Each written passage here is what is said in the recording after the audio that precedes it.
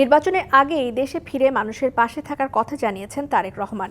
BBC বাংলাকে দেয়া সাক্ষাৎকারে দলের আগামীর পরিকল্পনা, অতীতের ভুলভ্রান্তি, শেখ হাসিনা সরকারের দুঃশাসন নিয়ে কথা বলেন বিএনপির ভারপ্রাপ্ত চেয়ারম্যান। 2 দশকের মধ্যে প্রথমবারের মতো কোনো গণমাধ্যমকে দেয়া একান্ত সাক্ষাৎকারে তিনি বলেন, জুলাই আগস্ট অভ্যুত্থানের মাস্টার মাইন্ড দেশের জনগণ, কোনো দল বা গোষ্ঠী নয়। জানান, নির্বাচন সামনে রেখে জামায়াতের জোট গঠন নিয়ে উদ্বিগ্ন নয় বিএনপি।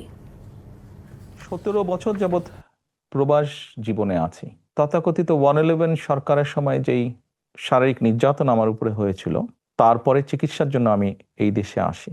আমার ভাইকে আমি রেখে এসেছিলাম, ছোট ভাইকে।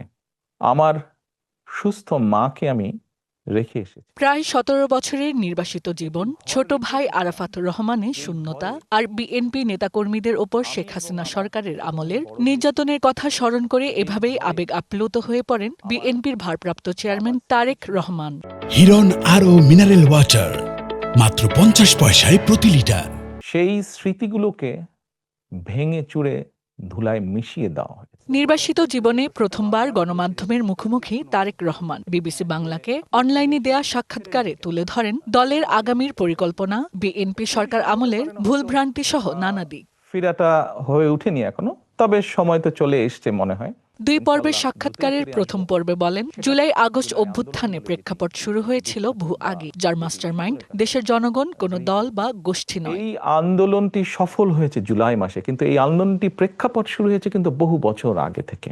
এই আন্দোলনের মাস্টার মাইন্ড কোনো দল, কোনো ব্যক্তি নয়। এই আন্দোলনের মাস্টার মাইন্ড বাংলাদেশের গণতান্ত্রিক জনগণ।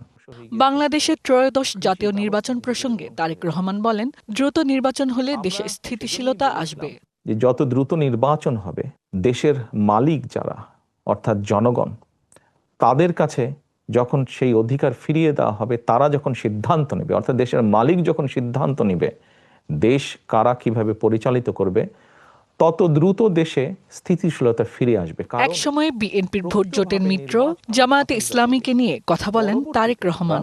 আমাদের সাথে যে রাজনৈতিক দলগুলো আছে তাদের সাথে পরামর্শ করে সকলের মতামত নিয়ে আমরা 31 দফা দিয়েছি।